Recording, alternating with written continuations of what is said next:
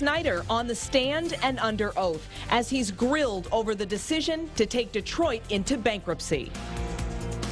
Close to 100 protesters teamed up outside federal court today to send the governor a message about bankruptcy. Most of them are active and retired Detroit City workers facing cuts in their health care and pensions. And some have sued based on the Michigan Constitution that protects pensions against cuts.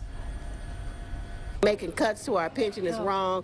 Taking away our health care is wrong. It's going to hurt a lot of people. It's not just going to hurt me, but there's other pension retirees that are older than myself who really need the medical benefits as well as their funds. And most of us rely solely on our pensions. 7 Action News reporter Jim Kirchner is live there downtown now, tracking every step of this bankruptcy for you. And Jim, history making with the government today, really.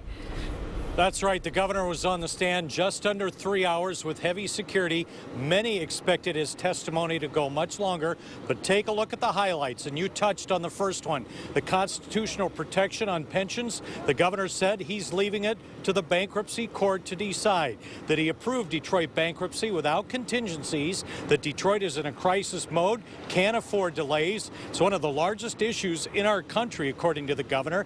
He said he did have discussions with emergency manager Kevin Orr and others, but those are subject to attorney-client privilege. He would not go into detail. It was pointed out Detroit has planned a $2 billion note for unsecured creditors on the other side of bankruptcy. That includes retirees, and the governor admitted those retirees would not know how much their pensions would be cut, if they can be, with constitutional protection.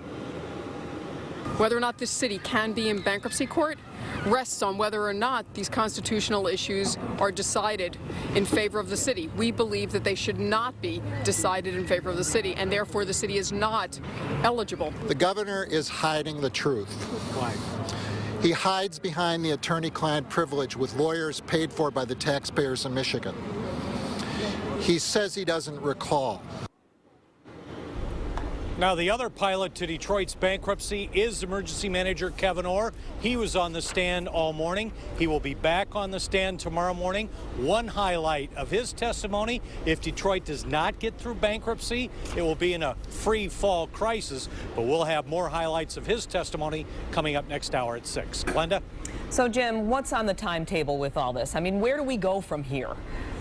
The testimony will continue tomorrow. They're off the rest of the week. They'll be back next week. An aide to the governor, Rich Baird, is set to testify. Treasurer Andy Dillon, Michigan Treasurer Andy Dillon, is set to testify. We could have a ruling from the judge in mid-November whether Detroit can proceed if it is indeed eligible. All right, Jim, thank you so much. And the bankruptcy eligibility trial resumes tomorrow, continuing the testimony of emergency manager Kevin Orr. Then the court will take a break and pick back up next week. This morning, Orr testified if Detroit does not go and get to proceed in bankruptcy, it would be a free fall crisis.